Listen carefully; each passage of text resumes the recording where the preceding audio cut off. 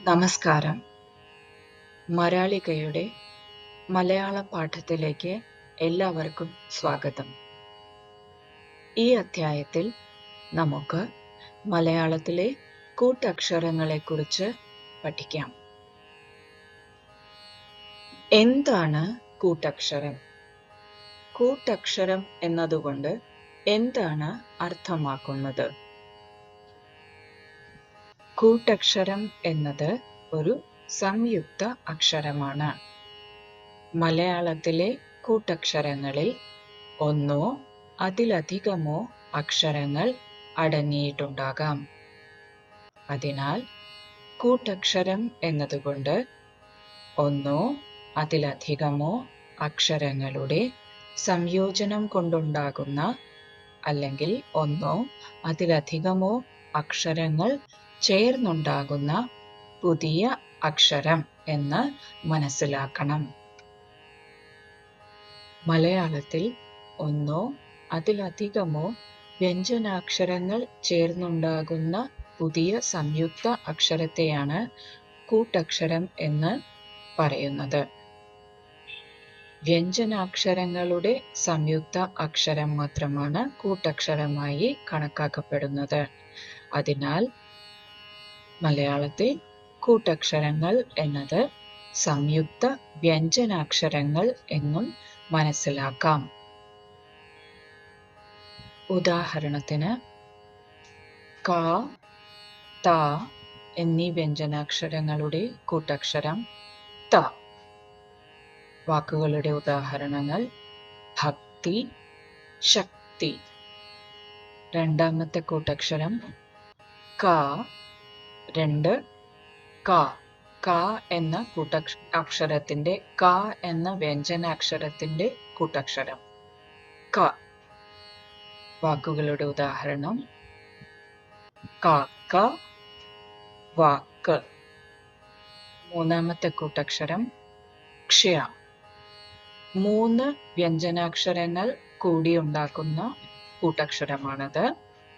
പ, ഷ, യ എന്നീ വ്യഞ്ജനാക്ഷരങ്ങളുടെ കൂട്ടക്ഷരം ക്ഷ്യ. വാക്കുകളുടെ ഉദാഹരണം ലക്ഷ്യം, സാക്ഷ്യം.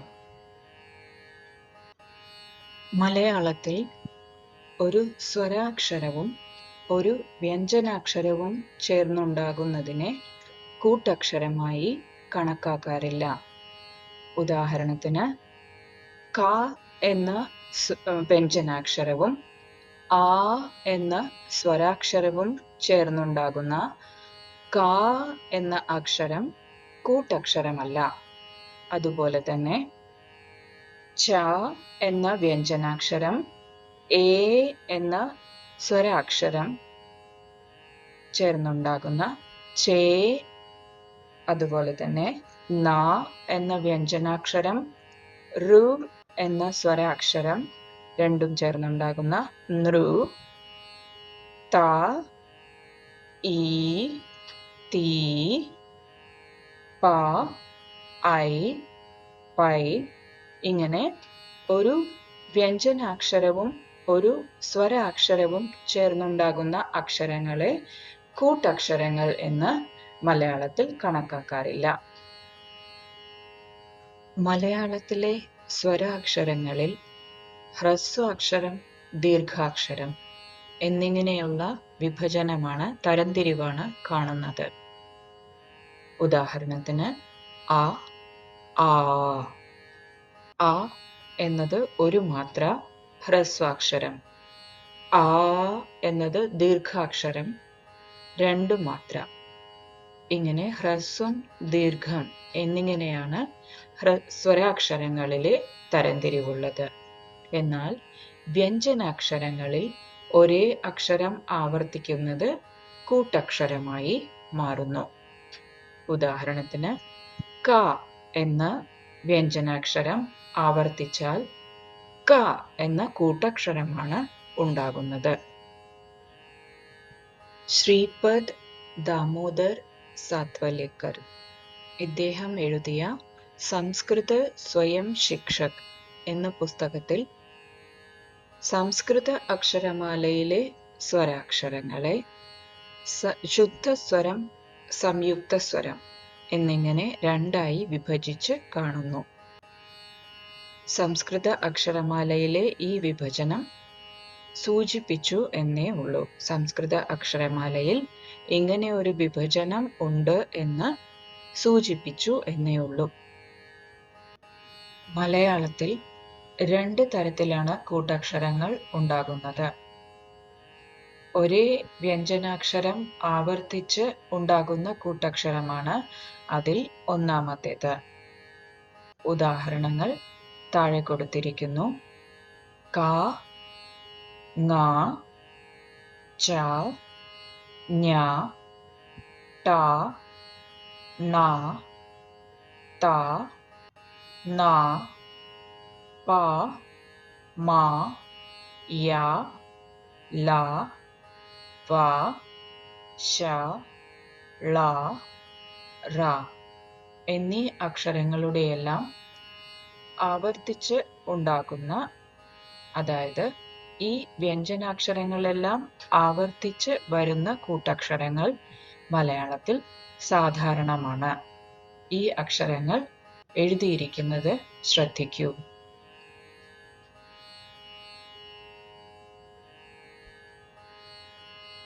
വ്യത്യസ്ത വ്യഞ്ജനാക്ഷരങ്ങൾ ചേർന്നുണ്ടാകുന്ന കൂട്ടക്ഷരമാണ് രണ്ടാമത്തെ വിഭാഗത്തിൽ വരുന്നത്. ഈ വിഭാഗത്തിൽ ഒരുപാട് അക്ഷരങ്ങൾ വരുന്നുണ്ട്. അവയിൽ ചിലത് മാത്രമാണ് താഴെ കൊടുത്തിരിക്കുന്നത്. ഓരോ കൂട്ടക്ഷരവും അതിൽ അടങ്ങിയ വ്യത്യസ്ത വ്യഞ്ജനാക്ഷരങ്ങളും അവയോട് കൂടെ തന്നെ കാണിച്ചിരിക്കുന്നു. കൂട്ടക്ഷരങ്ങളും അതിലടങ്ങിയ വ്യഞ്ജനാക്ഷരങ്ങളും ശ്രദ്ധിച്ച് മനസ്സിലാക്കുക.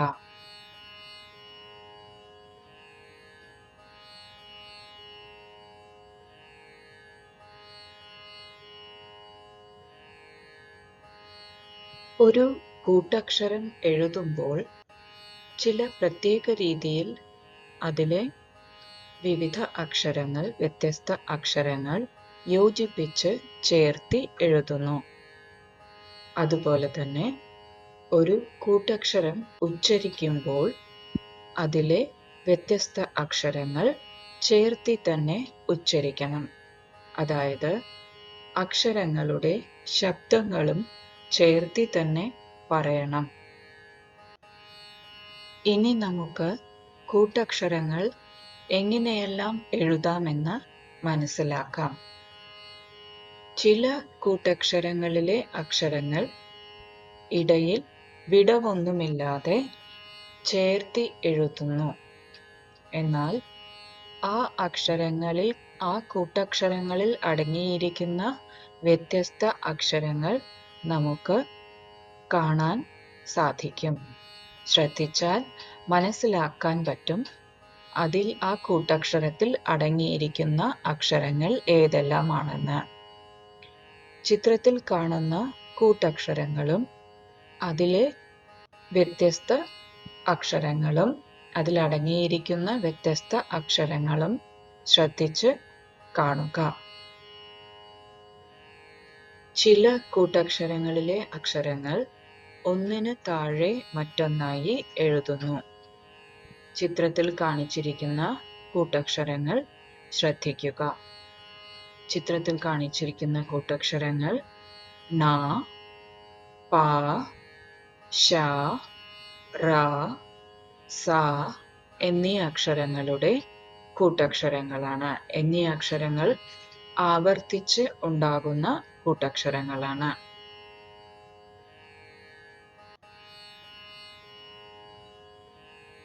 ചില കൂട്ടക്ഷരങ്ങളിൽ ചിഹ്നങ്ങൾ ഉപയോഗിച്ച് കാണുന്നു.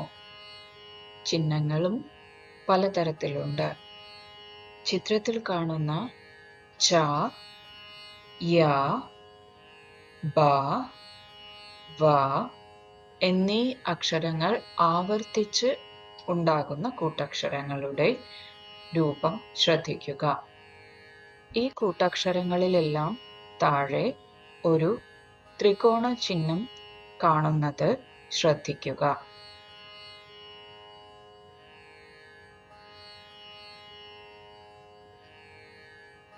യ, ര, റ, ല, ള, വ എന്നീ അക്ഷരങ്ങൾ മറ്റ് വ്യഞ്ജനാക്ഷരങ്ങൾക്ക് ശേഷം വരുമ്പോൾ ഉണ്ടാകുന്ന കൂട്ടക്ഷരത്തിൽ ചിഹ്നങ്ങൾ ഉപയോഗിക്കുന്നു.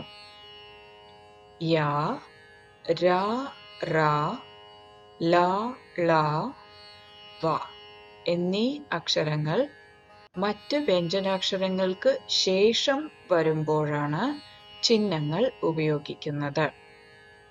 അതായത് ക എന്ന വ്യഞ്ജനാക്ഷരത്തിന് ശേഷം യ വരുമ്പോൾ ക്യ എന്ന കൂട്ടക്ഷരത്തിൽ ചിഹ്നം ഉപയോഗിക്കുന്നു. അതുപോലെ തന്നെ ക എന്ന വ്യഞ്ജനാക്ഷരത്തിന് ശേഷം വ വരുമ്പോൾ ക്വ എന്ന കൂട്ടക്ഷരത്തിൽ വ എന്ന അക്ഷരവും ചിഹ്നത്തിന്റെ രൂപത്തിലാണ് എഴുതുന്നത്. അതുമാത്രമല്ല ല, ള എന്നീ അക്ഷരങ്ങൾ ഒരേ ചിഹ്നം ഉപയോഗിച്ചാണ് എഴുതുന്നത്.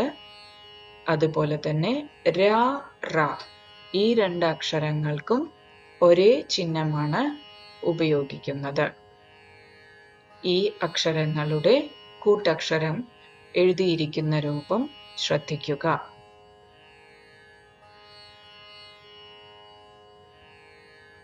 ചില കൂട്ടക്ഷരങ്ങൾ എഴുതുമ്പോൾ അക്ഷരങ്ങൾ ഒന്നിനു പിറകെ മറ്റൊന്നായി ഇടയിൽ ഒരു ചന്ദ്രക്കലയുടെ ചിഹ്നം ഉപയോഗിച്ച് എഴുതുന്നു. ചിത്രത്തിൽ കാണിച്ചിരിക്കുന്ന അക്ഷരങ്ങൾ ശ്രദ്ധിക്കുക.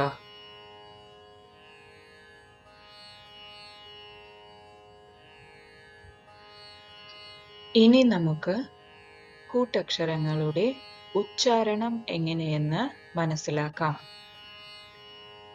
ഒരേ അക്ഷരം ആവർത്തിച്ച് ഉണ്ടാകുന്ന കൂട്ടക്ഷരം ഉച്ചരിക്കുമ്പോൾ കുറച്ച് ഊന്നൽ കൊടുത്ത് പറഞ്ഞാൽ മതിയാകും. ഉദാഹരണത്തിന് ക എന്ന വ്യഞ്ജനാക്ഷരത്തിന്റെ കൂട്ടക്ഷരം ഉച്ചരിക്കുമ്പോൾ കുറച്ച് ഊന്നൽ കൊടുത്ത് ക എന്ന് പറയണം. അതുപോലെ തന്നെ ച കൂട്ടക്ഷരമാകുമ്പോൾ ച എന്ന് ഉച്ചരിക്കണം. ത എന്ന് ഉച്ചരിക്കണം. അതുപോലെ യ എന്ന് ഉച്ചരിക്കണം. ഇതുപോലെ ഒരേ അക്ഷരം ആവർത്തിച്ച് വരുന്ന കൂട്ടക്ഷരത്തിന് കുറച്ച് ഊന്നൽ കൊടുത്ത് പറഞ്ഞാൽ അത് കൂട്ടക്ഷരത്തിന്റെ ഉച്ചാരണം ആകും. വ്യത്യസ്ത അക്ഷരങ്ങൾ ചേർന്നുണ്ടാകുന്ന കൂട്ടക്ഷരം ഉച്ചരിക്കുമ്പോൾ ആദ്യത്തെ അക്ഷരങ്ങൾ പകുതി ഉച്ചരിച്ച് അവസാനത്തെ അക്ഷരം മാത്രം മുഴുവനായി പറയണം. അതായത് ഉദാഹരണത്തിന് ങ, ക എന്നീ അക്ഷരങ്ങൾ ചേർന്നുണ്ടായ ങ്ക എന്ന കൂട്ടക്ഷരം ഉച്ചരിക്കുമ്പോൾ ങ എന്ന ആദ്യത്തെ അക്ഷരം പകുതി ഉച്ചരിക്കണം. ങ എന്ന് ഉച്ചരിക്കണം. ക മുഴുവനായും പറയണം. അപ്പോൾ ആ കൂട്ടക്ഷരം ഉച്ചരിക്കുന്നത് ങ്ക എന്ന രീതിയിൽ ആയിരിക്കും. അതുപോലെ തന്നെ ഞ, ച എന്നീ അക്ഷരങ്ങളുടെ കൂട്ടക്ഷരം ഉച്ചരിക്കുമ്പോൾ ഞ പകുതി പറഞ്ഞ് ച മുഴുവനായും പറയണം. ച എന്ന് ഉച്ചരിക്കണം. അടുത്ത ഉദാഹരണത്തിൽ 3 അക്ഷരങ്ങളാണ് ഉള്ളത്. ക, ഷ, യ. ഈ കൂട്ടക്ഷരം ഉച്ചരിക്കുമ്പോൾ ക, ഷ ഈ 2 അക്ഷരങ്ങൾ പകുതി പറയണം. യ മുഴുവനായും പറയണം. ക്ഷ്യ എന്നാണ് ഇതിന്റെ ഉച്ചാരണം. അതുപോലെ തന്നെ അടുത്ത ഉദാഹരണത്തിലും 3 അക്ഷരങ്ങളുണ്ട്. ക, ഷ, മ. ഈ കൂട്ടക്ഷരത്തിന്റെ ഉച്ചാരണം ക്ഷ്മ. ക, ഷ, മ മുഴുവനായും ക്ഷ്മ. കൂട്ടക്ഷരങ്ങളുടെ ഉച്ചാരണം മനസ്സിലായി എന്ന് വിശ്വസിക്കുന്നു. കൂട്ടക്ഷരങ്ങൾ അടങ്ങിയ വാക്കുകളുടെ ഉദാഹരണങ്ങൾ മറ്റൊരു വീഡിയോയിൽ ഉൾപ്പെടുത്തുന്നുണ്ട്.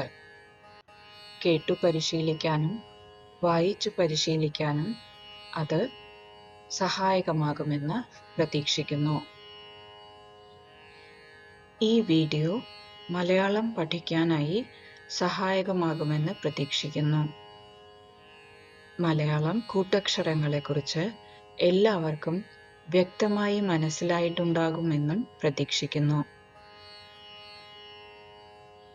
മലയാളം ഭംഗിയായി മനസ്സിലാകുന്നതുവരെ വായിച്ചും കേട്ടും പരിശീലിച്ചുകൊണ്ടിരിക്കുക. വീഡിയോ സന്തോഷപൂർവ്വം സമർപ്പിക്കുന്നു. അഭിപ്രായങ്ങൾ കമന്റ് സെക്ഷനിൽ അറിയിക്കുക. നന്ദി, നമസ്കാരം.